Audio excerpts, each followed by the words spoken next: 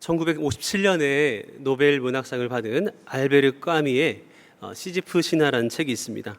제가 이제 대학 때 학부 때 인문학 수업을 들으면서 까미의 책을 까미 잡잡한 제가 까미의 책을 처음 접하게 됐는데 처음에는 좀 난해했어요. 그런데 이 사람이 던지는 메시지가 좀 있거든요. 그 중에 이제 시지프의 신화, 시지프스라고 하는 그 로마 신화에 그리스 로마 신화에 나오는 그런 이야기입니다. 시지프, 시지프스 이렇게 부르기도 하고요. 시지프 신화라는 책에 나오는 이 시지프는 신들에게 형벌을 받은 사람입니다. 무거운 바위를 산 꼭대기까지 이렇게 밀어 올리면 다시 정상에서 그 돌이 굴러 떨어지는, 그러면은 이 시지프는 내려가서 다시 그 약한 어깨로 무거운 돌을 받치고 또다시 올라가는, 정상에 올랐으나 또다시 굴러 내려 떨어지는, 이것이 영원히 반복되는 그 형벌, 이것이 시지프 신화입니다. 까미는 이 시지프가 우리 인간의 삶과 같다라고 얘기합니다. 일어나고 일하고 자고 다시 일어나는 반복, 애써 쌓아도 무너지고 밀어 올려도 굴러 떨어지는 인생. 까미는 그것을 허무라고 정의했고, 이 책은 그렇게 정의합니다. 딱히 어떤 답을 제시하지 않고 그저 이 시지프가 행복한 사람이었다라고 그렇게 상상하라고 얘기합니다. 그리고 애써 긍정, 그리고 도전, 의미 부여, 이것을 얘기합니다. 까미가 내놓은 최선은 상상이었습니다. 그런데 오늘 본문에도요, 참 허무해 보이는 장면이 나타납니다. 목숨을 걸고 길어온 그 귀한 물을 몇 초 만에 땅에 쏟아버리는 그런 장면. 그런데 오늘 성경은 이 장면을 허무라고 얘기하지 않습니다. 오히려 성경에 몇 안 나오는 가장 아름다운 헌신의 장면 중에 하나라고 그렇게 기록합니다. 그것이 왜일지 오늘 저녁 그 답을 찾아가는 시간이 되었으면 좋겠습니다. 때는 수확기입니다. 곡식을 추수하는, 밤마다 이제 곡식이 익어갔는데 블레셋 민족이 베들레헴을 점령했습니다. 다윗의 고향입니다. 다윗의 고향 베들레헴을 뺏기고 쫓겨나서 아둘람 굴에 숨어 있는 그런 상황입니다. 아둘람에서 베들레헴까지 약 20여 킬로 정도 됩니다. 분당에서 서울 도심까지의 거리라고 얘기하면 좀 더 와닿을 거예요. 고향이 눈앞에 있는데 갈 수 없는 사람. 그가 어느 날 혼잣말을 하게 됩니다. 사무엘하 23장 15절 말씀입니다. 우리 함께 읽습니다. 시작. 다윗이 소원하여 이르되 베들레헴 성문 곁 우물물을 누가 내게 마시게 할까 하매. 베들레헴 성문 곁 그 우물의 그 물을 누가 내게 마시게 해줄까? 명령이 아니었습니다. 왜냐하면 어마어마한 그 위험 부담을 갖고 있기 때문에 이미 블레셋 군사들이 그것을 겹겹이 포위하고 있는 상황입니다. 아무리 많은 군대를 끌고 가도요, 베들레헴 자체가 이제 높은 해발 800m 위치에 있는 곳이기 때문에 밑에서 공격하는 것은 사실 쉽지는 않죠. 그런데 그저 그냥 기도도 아니었습니다. 명령도 아니었고요. 고향 땅에 대한 향수, 거기에 대한 그 그리움. 어릴 적 양을 치다가 목마르면 벌컥벌컥 그렇게 들이마시던 그 우물물. 저도 오늘은 제 시골 얘기를, 고향 얘기를 하지 않겠노라고, 또 하면은 두고 보자라고 눈빛을 보내는 분들이 있기 때문에 제가 중학교 2학년 전까지는 전 초가집에 살았습니다. 초가집에 살았고요. 섬이기 때문에 여러분 억수로 뭐죠? 폭삭 소가수다. 억수로가 아니라 폭삭 소가수다에 나오는 그 양관식과 그 아이유의 그 고향, 거기가 마치 저의 집 같았습니다. 저희 고향집과 같습니다. 이제 중학교 2학년 되면서 그 서양집으로 이렇게 바꾸기 시작했는데 서양집, 도시집, 양옥집이라고 해야 되나요? 예, 시멘트로 이렇게 세운. 그 전까지는 초가집이고요. 저는 그래서 그런지 다른 동년배 비슷한 그 목사님들이 느끼지 못하는 그런 감성이 있습니다. 찬송을 부를 때에 우리 이제 어른들도 그렇게 와닿지 않는 편일 수도 있어요. 찬송가에 한간의 초가도 낙원이라 즐거운 이런 찬양 있잖아요, 찬송가. 근데 찬송가에서 그 한간의 초가 할 때 저는 눈물을 흘립니다. 그래, 그때가 행복했었지. 그리고 이렇게 더운 여름날이면 저희 집의 뒤에는 우물이 있습니다. 우물이 있습니다. 우물 아무나 있는 건 아닙니다. 꽤 큰 초가집에 큰 우물이었습니다. 그럴 때 두레박에 물을 길어서 그냥 와르르 이렇게 쏟아 부으면 제 안에 있는 갈증이나 또 이게 물을 부으면서 마셔요.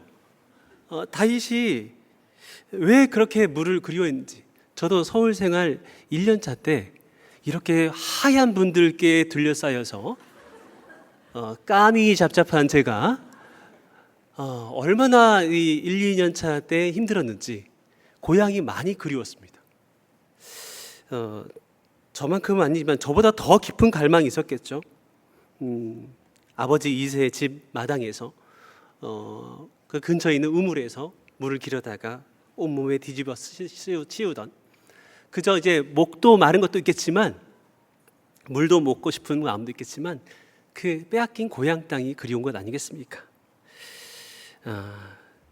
성도님들, 우리도 이 마음을 잘 압니다. 이 다윗이 왜 이런 얘기를 했는지. 그저 몸이 피곤한 것과 마음이 마르다는 것은 다릅니다.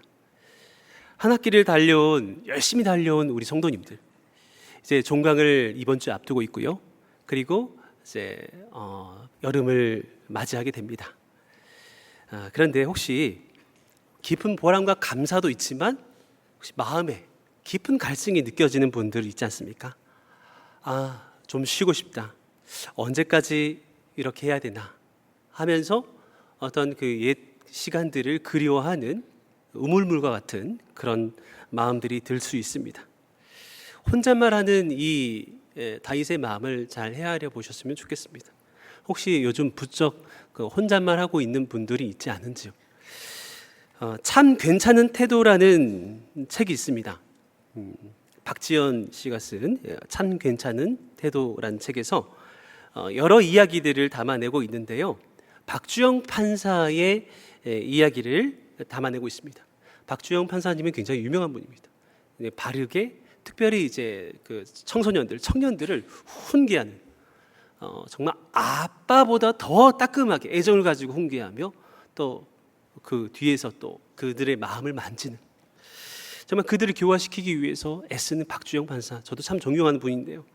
이분의 그 판결문이 여기에 기록되어 있습니다. 이 책에 밖에서 보기에 별것 없어 보이는 사소한 이유들이 삶을 포기하게 만들듯 보잘것없는 작은 것들이 또 누군가를 살아있게 만든다.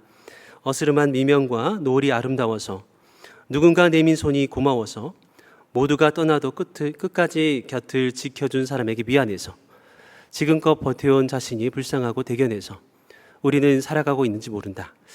비록 하찮아 보일지라도 생의 기로에 선 누군가를 살릴 수 있는 최소한의 대책은 그저 눈길을 주고 귀 기울여 그의 이야기를 들어주는 것이 아닐까. 여기서부터 이제 중요한 대목인데요. 사람이 사람에게 할 수 있는 가장 잔인한 일은 혼잣말 하도록 내버려 두는 것이다. 사람이 사람에게 할 수 있는 가장 잔인한 일은 혼잣말 하도록 내버려 두는 것이다.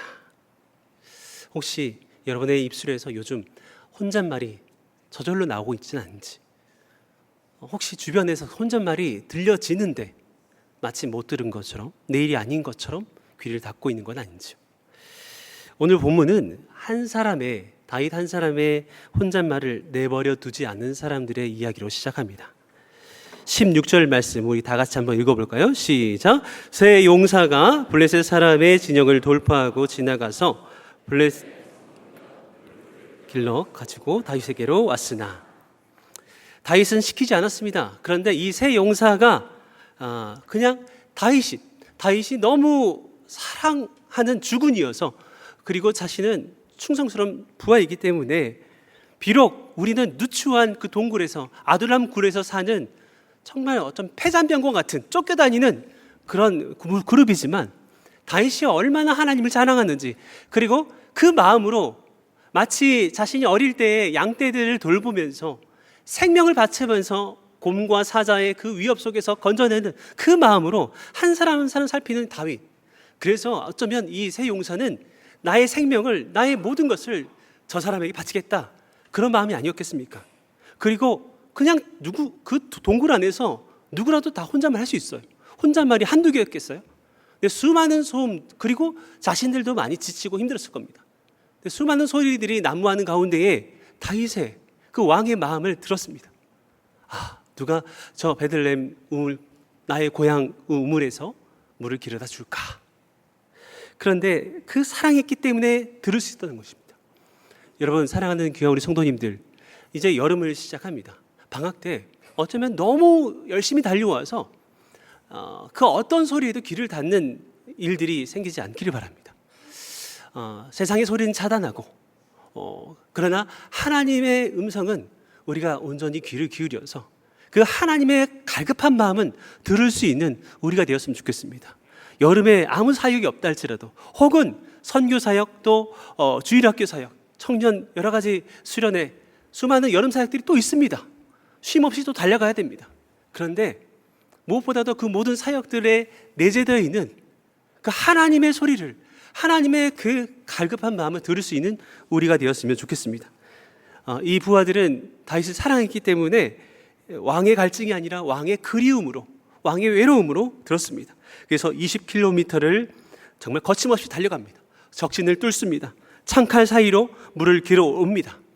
한 방울이라도 떨어질까봐 그렇게 애지중지하면서 그렇게 달려옵니다. 때로는 찢기고 피가 나고, 그리고 깨어지는 그런 아픔이 있지만 그 물 한 그릇을 고스란히 담아서 왕에게, 다윗에게 바칩니다.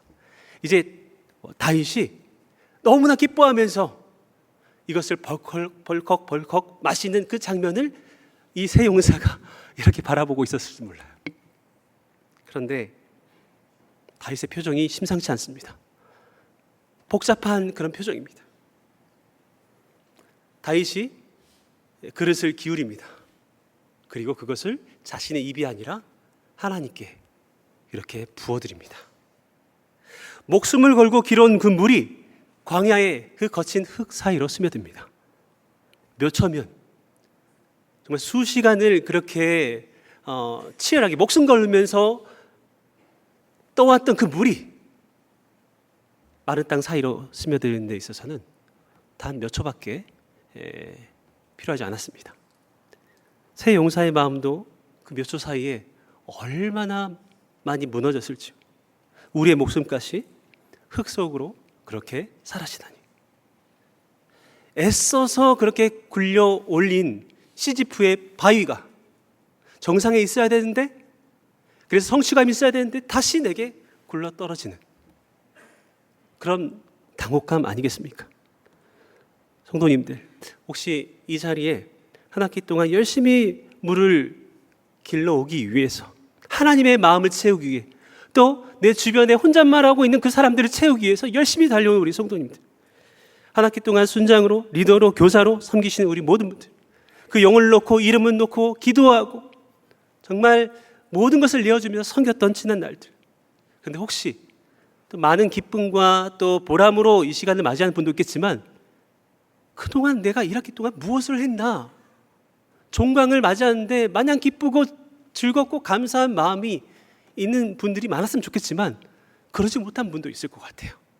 내가 그동안 뭐 했지? 라는, 여전히 그대로인 것 같은, 아니 오히려 퇴보한 듯한, 주일학교 교사로 섬기시는 분들, 하루 전에 우리 자녀들에게 전화하고, 또 때로는 어린 취학부서는 그렇게 공과 준비를 하기 위해서 애쓰시고, 토요일, 금요일 밤 정말 함께 유치부실, 유아부실에 모여서 오리고 붙이고 얼마나 애쓰고 있습니까? 그리고 아침 일찍 나와서 정리하고 세팅하고. 근데 거기에 따른 뭔가의 열매가 있으면 좋겠는데 때로는 아무런 변화가 없어 보이는 그런 날들이 있습니다. 교회에서만이 아닙니다.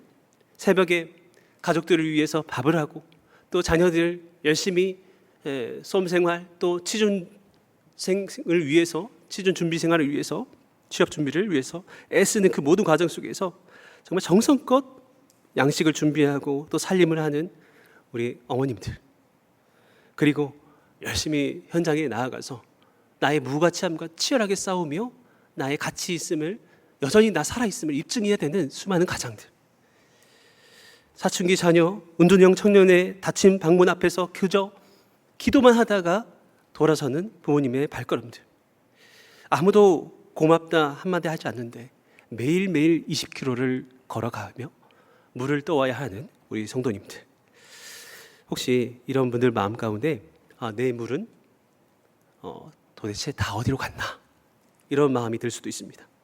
열심히 살았는데 남은 게 보이지 않을 때, 정성을 쏟았는데 결과가 보이지 않을 때, 그 허탈함을 새 용사가 겪고 있습니다. 그 용사들도 잠시 잠깐 그런 마음이 들었을 겁니다. 근데 이제 시선을 옮겨봤으면 좋겠습니다. 물그릇을 받아든 그 다윗, 그의 마음은 어땠을까요?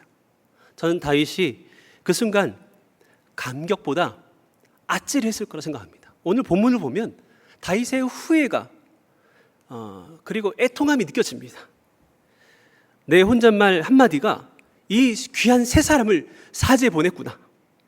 그저 흘린 탄식이고 지쳐서 고향 땅이 그리워서 그 향수에 젖어서 했던 그 말인데, 그 한마디에 세 사람이 목숨을 걸었습니다.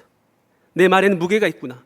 내 한숨 하나에도 누군가에게는 엄중한 명령이 되는구나. 저도 교육자 생활을 하면서 저의 때로는 너무나 가벼운 말, 그리고 신중하지 않는 태도들로 인해서 얼마나 성도들에게 큰 부담과 상처가 되는지를 너무 잘 알고 있습니다. 애쓰고 노력하는데도 잘 되지 않습니다. 그래서 무엇보다도 제일 구하는 게 입술, 그리고 지혜, 말로 상처 주지 않는 것, 그리고 또 애써서 오늘 기도하면서 오늘은 개그를 절대 하지 말아야지, 근데 대본에 없는 까미에 대해서 까미 잡잡한 데가 까미를 읽었다. 네, 너무 죄송합니다. 네, 제가 이렇게 연약합니다. 네. 다윗의 마음이 좀 많이, 얼마나 내 리더의 말이 중요한가, 그리고 이들이 저기 갔다가 죽었으면 어떡할 뻔했나, 그 한 영혼에 대한 그 소중함이, 그리고 미안함이 엄청 무겁게 느껴지는 장면이었습니다. 17절 말씀입니다. 시작. 이르되 여호와여, 내가 나를 위하여 결단코 이 일을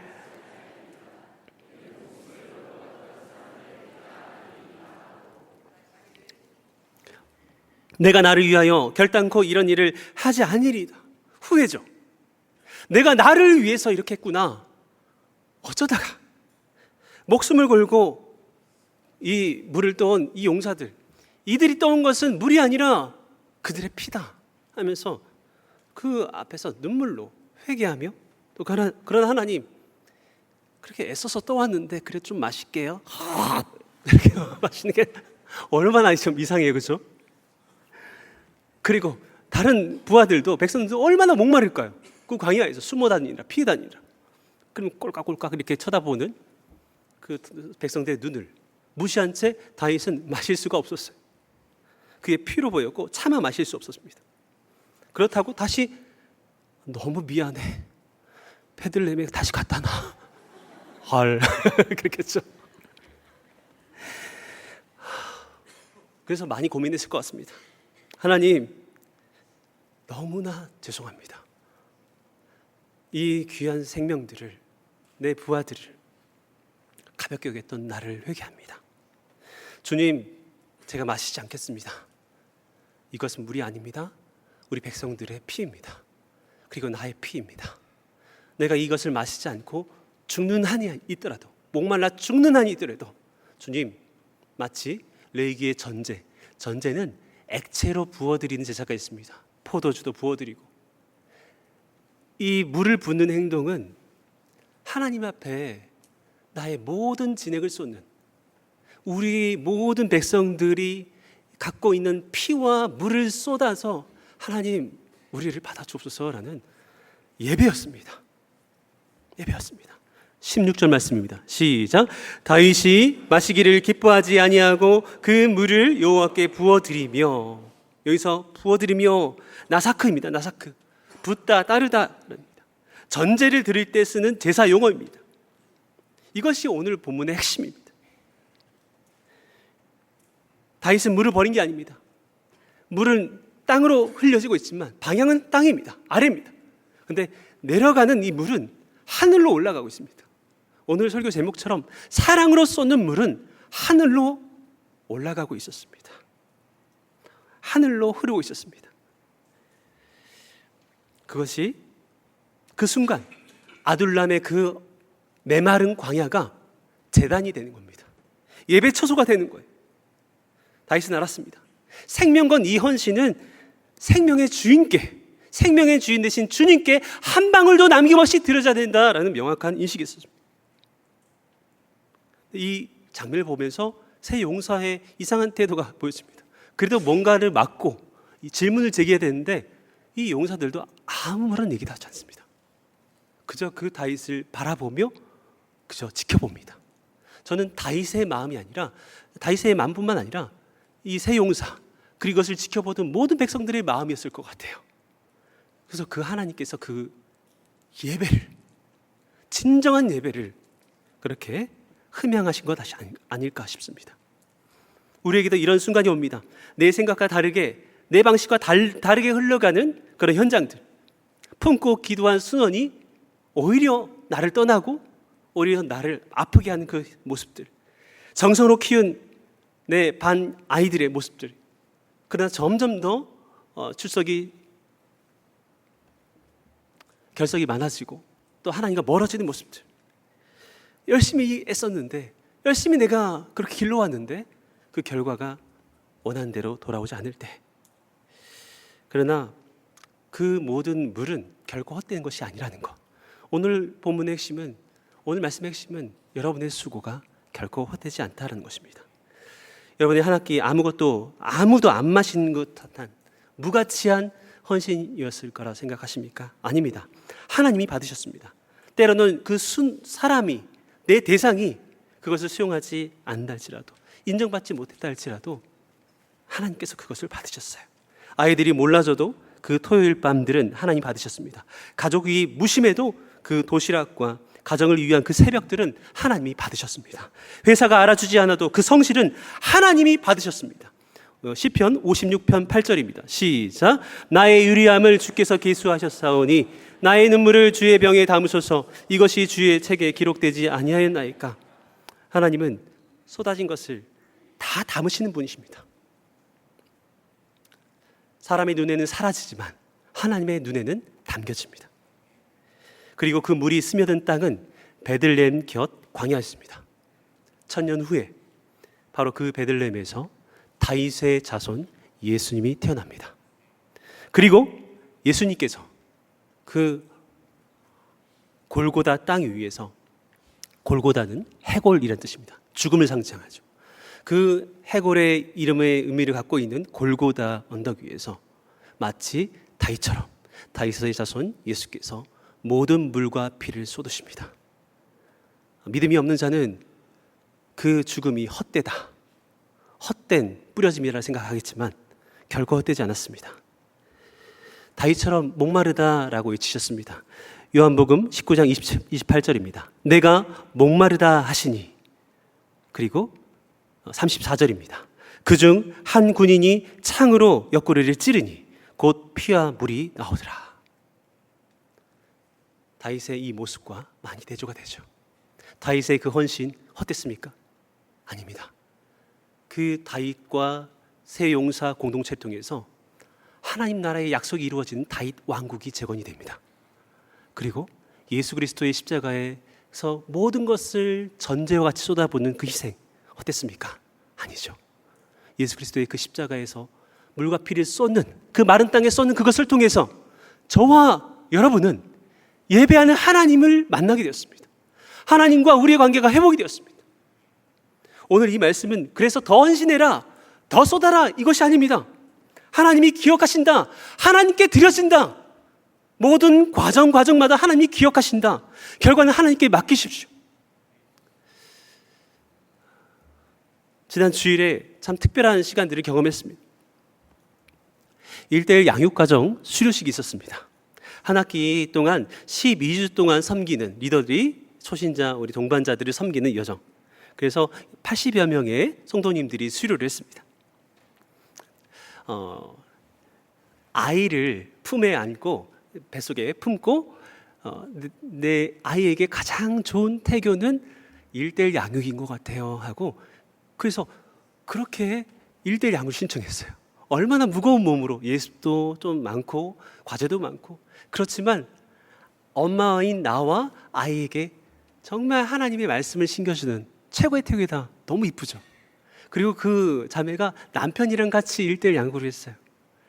두 사람이 같이 수료했습니다. 그 자매의 고백을 들었고요. 그리고 이태원에서 식당을 하면서 정말 어렵고 힘들게 살았는데 한 집사님이 식당을 일구고 또 식당의 종업원들을 누구로 쓰냐면은 그 보육 종료된 보육원에 그 보호 종료가 된 그런 청년들을 다 마치 어디서 많이 봤죠? 이태원 클래스처럼 네, 이태원 클래스의 박서준처럼 그렇게 그 소외된 청년들을 직원으로 아빠처럼 삼촌처럼 그렇게 양육하면서 또 일을 시키면서 함께 동고동락했던, 그런데 암을 진단받고 그 모든 것을 다 정리하고 우리 교회를 작년에 만났어요. 그리고 우리 교회를 통해서 특별히 이번 학기 동반자 과정을 통해서 양육 과정을 통해서 많은 은혜를 누렸습니다. 이렇게 또 그분의 간증도 들었고요. 그런데 그 이후의 장면이 저에게 더 큰 울림으로 다가왔습니다. 우리 한 장로님이 리더로서 리더 대표자로 감사장을 받아요. 그 가장 최연장자 리더여서 제가 모셨습니다. 근데 그 장로님이 고백을 하시는 거예요. 지금 이렇게 서 있는 것이 하나님의 은혜다. 저 같은 자를 부르시고 이렇게 12주의 과정을 잘 마치게 하시니 저에게는 12주 수료는 특별하다. 작년에 나와 똑같은 나이의 70대 성도를 만났고 그 성도를 내가 리더로서 섬겼는데 그 성도님은 장로님의 아들이었어요. 부산에서 모태신앙으로 자라왔고 기독교 집안에 자라왔는데 교회로부터 큰 상처를 받고 그만 그 성도님이 동반자 초신자 성도님이 40년 동안 방황을 하고 우리 교회를 만난 거예요. 그 성도님이 양육과정을 작년에 신청을 했고 우리 장로님께서 그분을 잘 섬겼는데 12주 과정 중에서 4주 동안 예수님에 대한 얘기입니다. 예수님을 믿고 영접한 장면입니다. 근데 그때 이 동반자 성도님도 암투병을 하고 있었어요. 간암 가운데. 근데 아픈 몸을 이끌고 열심히 투병을 하면서 임했습니다. 근데 4주 마치고 40년의 방황을 마치고 예수님을 영접하고 하나님의 자녀가 됐습니다. 근데 그게 마지막 수업이었어요. 그리고 그 이후에 소천하셨습니다. 그 암으로 인해서. 어떤 면에서는 감사한 면도 있죠. 40년의 영적 방황을 마치고 하나님께 돌아와서 이 우리 교회를 만나고 양육 과정을 통해서 장로님을 통해서 내가 예수를 만나고 예수님을 믿는 성도로서 하나님 나라에 들어가. 어떤 면에서 감사합니다. 그런데 장로님께는 너무 큰 아픔이었던 거예요. 끝까지 달려가지 못한. 그래서 하나님께 때로는 아쉬움과 원망의 마음도 있었어요. 그 마음을 작년에 나눴습니다. 그런데 올해 1월 달에 1학기 신청자 중에서 80대의 또 남자 어르신이 신청했어요. 또 어느 정도 연령을 매칭해야 되기 때문에 제가 너무나 죄송하지만 장로님께 다시 전화를 드렸어요. 장로님, 80대 어르신이 이렇게 신청했습니다. 혹시 섬기실 수 있을까요? 장로님이 목사님, 제가 여전히 시간이 필요합니다. 너무 죄송합니다 하고 거절하셨어요. 근데 그것이 계속 남으셨나 봐요. 내가 슬픔, 두려움이 있지만 하나님께서 계속 마음 주시는 거예요. 다시 전화가 왔어요. 목사님, 섬기겠습니다. 결과는 하나님께 맡기고 최선 다해 섬기겠습니다. 그렇게 해서 그 80대 성도님이 수료를 하고, 수료자 대표로서 그분이 수료증을 받았고, 리더 대표로서 우리 장로님이 리더 감사장을 받았는데, 눈물로 우리 장로님께서 하나님 감사합니다, 하나님 감사합니다, 그렇게 고백하더라고요. 너무 놀랍죠. 감사하죠. 자신의 상처와 아픔을 딛고 하나님께만 모든 것을 내어붓는. 그런데 이것이 끝이 아니에요. 다 마치고, 수료식 마치고, 저는 그 간증을 들으면서도 너무 큰 은혜를 누렸는데, 어떤 60대 중반의 한 여성 성도님이 저한테 오는 거예요. 꽃다발과 또 수료증을 들고. 아, 수료자이구나. 근데 그분이 저에게, 목사님, 저 오늘 수료했어요. 아, 성도님 너무 축하해요.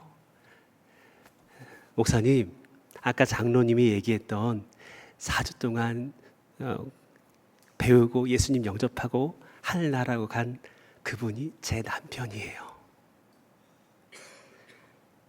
예수님 믿겠다고, 복음을 듣겠다고 그렇게 정말 애기처럼 순수하게 열심히 했던 그 남편. 그런데 4주만 배우고 수료도 못하고 떠나버린 남편. 이 성도님도, 여성도님들도 너무 마음이 아팠어요. 힘들어하셨어요. 그런데 하나님께서 주신 마음이, 내가 남편의 목을 계속 이어가야겠다. 남편과 함께, 하늘에 있는 남편과 함께 내가 수료해야겠다. 그래서 이번 1학기에 수료하시고, 그렇게 수료자 명단에 그분이 있었는데, 그분의 간증을 제가 읽었는데 사실 그분이 그분인지 몰랐어요. 그런데 그분의 이야기 들으면서 제가 너무나 마음이 힘들더라고요. 그리고 한편으로는 힘든 걸 뒤엎는, 모든 것을 덮는 하나님의 감사가, 이것이 능력이구나, 이것이 하나님의 은혜구나. 그리고 그분이 저한테 뭘 보여줬는데, 사진 한번 보여주세요. 다락방에서 이 특별한 사연을 갖고 있는 이 여성도님께 이 수료증 기념패를, 감사패를, 축하패를 만든 거예요. 안정민 성도님이에요, 여성도님. 근데 그 위에 이름이 하나 더 있죠. 차재우 성도님, 작년에 돌아가신 우리 성도님. 남편의 이름을 같이 새겨서 이렇게 보여주는 거예요.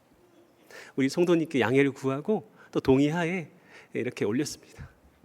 사랑하는 귀한 우리 성도님들, 혹시 내 삶이 아무도 인정해 주지 않는 나의 물길로움, 그리고 그것이 또 누군가는 마셔야 되는데 마시지 않고 땅에 쏟아질 때 헛되는 헛수고로 느껴지는 그런 마음들이 있습니까?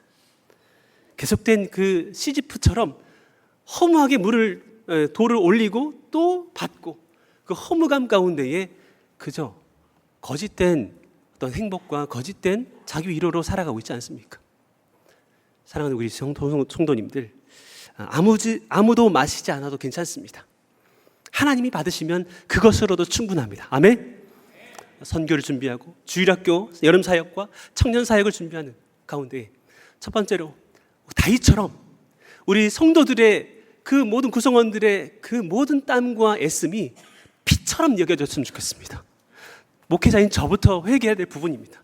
성도들의 사랑과 기도를, 헌신을 너무 당연하게 여기는 제 모습들이 있어서 너무 고착화되어 있고 정말 요즘 많이 회개하는 지점입니다. 그리고 여러분의 그 섬김과 애씀들이 헛되게 느껴진다고 생각하십니까? 하나님이 여러분의 모든 수고와 애씀을 기억하십니다.